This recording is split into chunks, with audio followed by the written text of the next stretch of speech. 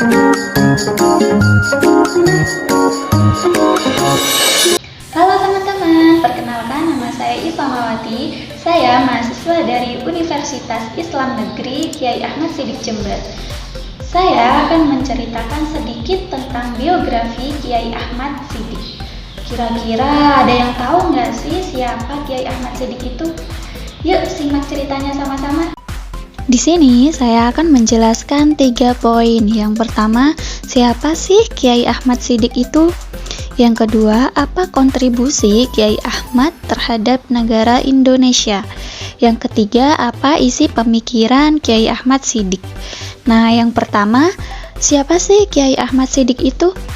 Nah, Kiai Ahmad Siddiq itu adalah tokoh Nahdlatul Ulama yang pernah menjabat sebagai Rais Am Syuriah tahun 1984 sampai 1991.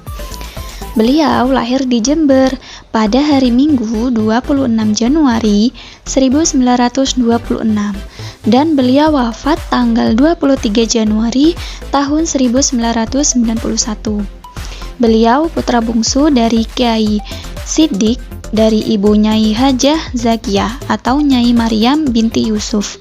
Beliau ditinggal abahnya sejak usia 8 tahun dan sebelumnya pada usia 4 tahun beliau sudah ditinggalkan ibunya.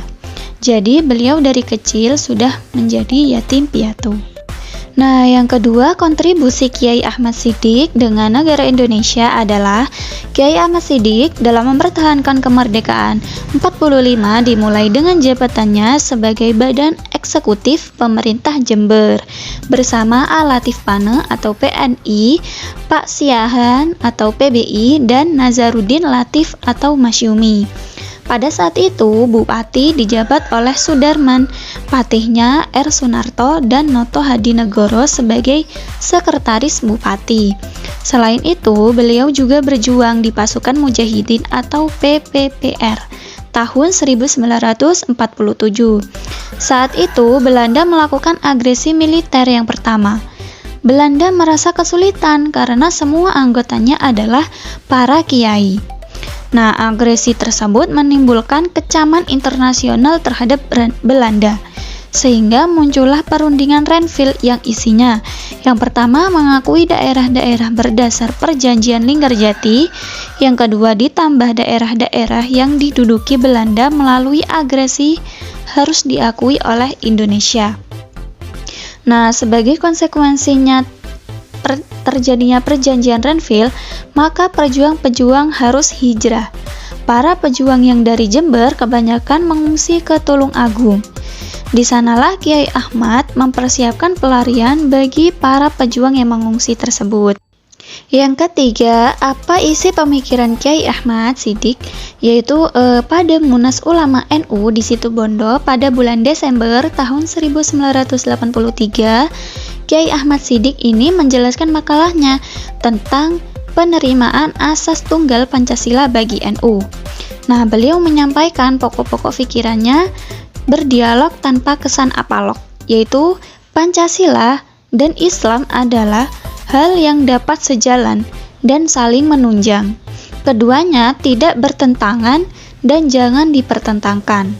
Nah, lebih lanjut, NU menerima Pancasila berdasar pandangan syariah, bukan semata-mata berdasarkan pandangan politik. Dan NU tetap berpegang pada ajaran akidah dan syariat Islam. Nah, sejak saat itu yang awalnya para kiai tidak setuju Pancasila digunakan sebagai asas tunggal, kemudian berubah pikiran setelah Kiai Ahmad menyampaikan isi pikirannya tersebut. Kemudian sejarah mencatat NU menjadi ormas keagamaan yang pertama menerima Pancasila sebagai satu-satunya asas. Nah, itu tadi sedikit cerita tentang biografi Kiai Ahmad Siddiq Jember. Saya Iva Mawati, pamit undur diri. Terima kasih. Wassalamualaikum warahmatullahi wabarakatuh. Sampai jumpa.